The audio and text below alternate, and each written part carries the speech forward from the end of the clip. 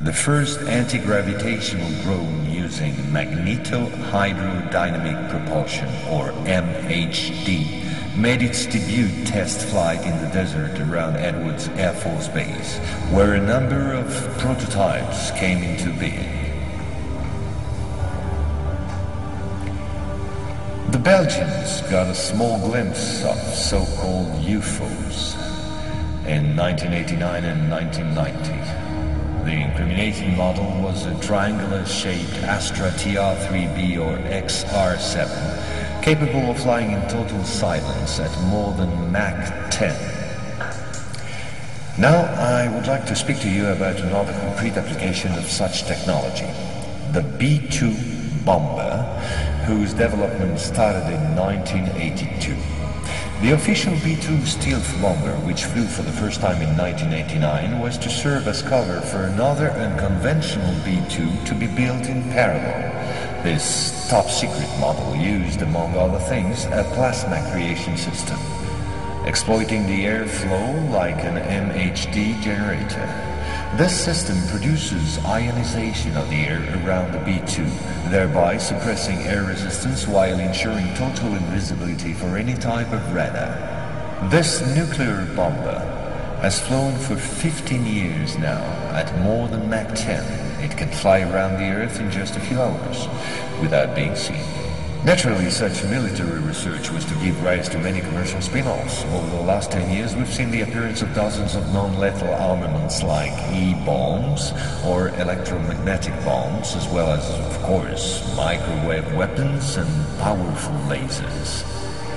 The U.S. Department of Defense, through the multinational Raytheon, decided to invest a gigantic amount of money in an experimental program called HAARP, or High Frequency Activate Auroral Research Program.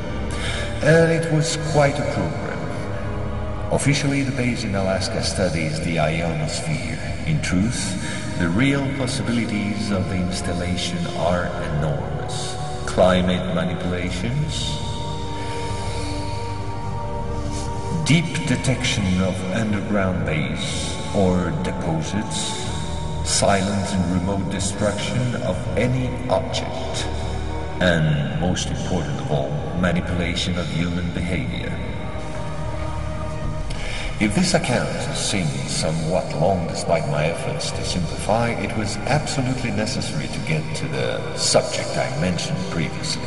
Our research group is convinced that UFOs constructed by the Americans or the Russians will be used to support an hoax attack on the Earth of extraterrestrial origin. The media taking care of the rest, of course. The reason? Once the threat of international terrorism has dissipated, the war economies of the major powers, with the United States at the head of the pack, will need a new enemy in order to still prosper. War on Earth will be replaced by space war against an enemy from beyond. So then, gentlemen, I thank you.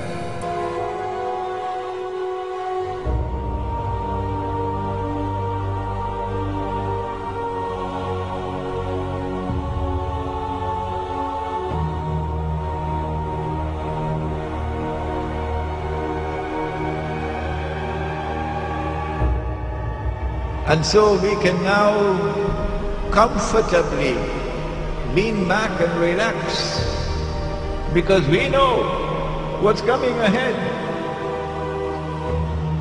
It's going to be a Star Wars confrontation between Russia on the one hand and its allies, which refuses to submit to someone ruling the world from Jerusalem, and therefore refuses to submit to the Anglo-American-Israeli alliance of the West.